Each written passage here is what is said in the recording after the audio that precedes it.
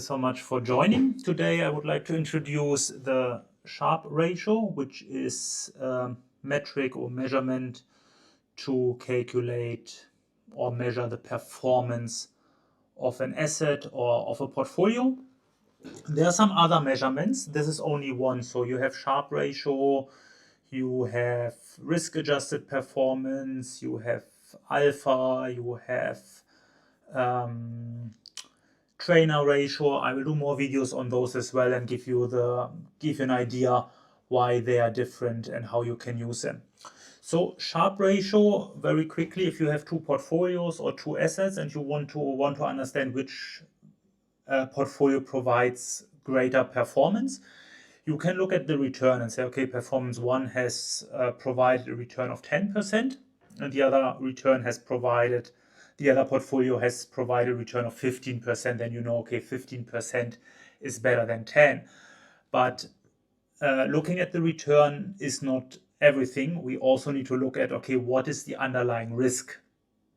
Because investors are risk averse, and they will require compensation for higher risk in the form of higher return. So you need to basically adjust for risk.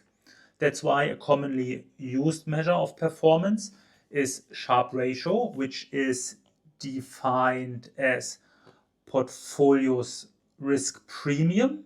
So the portfolio return over the risk-free rate divided by its risk. And here you have two options. First one is ex ante, before the fact, and ex post, after the fact.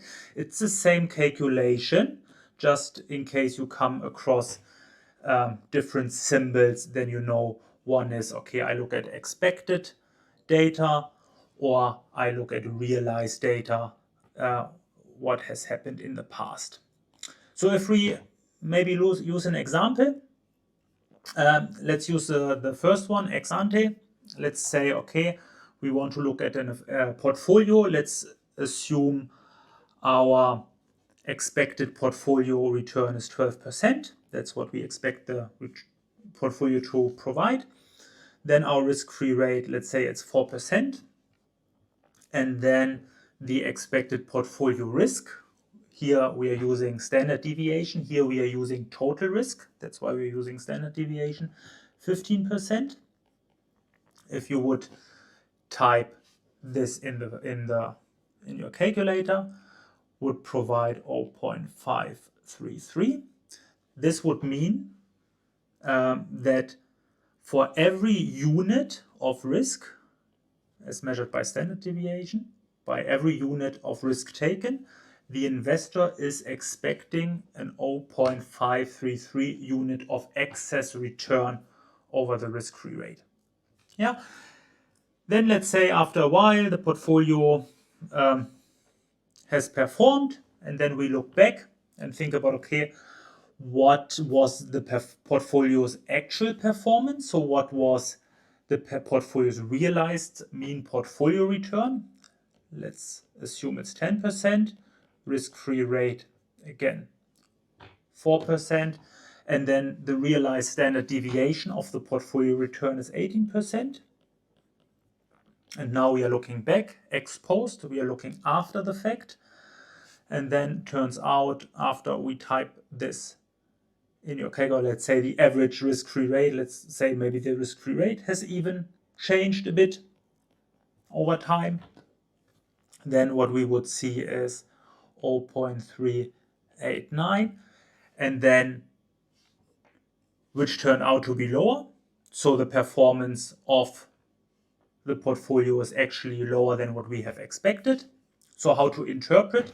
A higher Sharpe ratio indicates better risk-adjusted performance.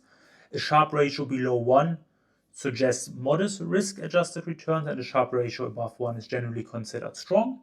And then you have two calculations, exactly the same for historical data and for expected data. Two minor comments. The first one, For risk, we are using standard deviation, so we are using the total risk. We are not using systematic risk beta. There are some other formulas that are even more precise, because ideally we want to look at systematic risk only, because we assume you have a well-diversified portfolio. Therefore, non-systematic risk is not so relevant. But here, Sharpe Ratio uses total risk. And then you can use this formula, especially with total risk, if you assume your investor has not a well-diversified portfolio, then this would be accurate. But if you assume the investor has a well-diversified portfolio, then there are some limitations. So yeah, one limitation, total risk. And the other limitation is the number itself is actually not really informative. So you see here 1.5, 0.5 and 0.3, what does it mean? So you always need to calculate it for one or two portfolios, or in point in time, to actually compare, because those numbers do not tell you much. Yeah. So this is the Sharpe ratio, quite simple, risk-adjusted return. And then I will provide you some videos with some other measurements to evaluate portfolio performance. Thank you so much for listening. See you in another video. Bye bye.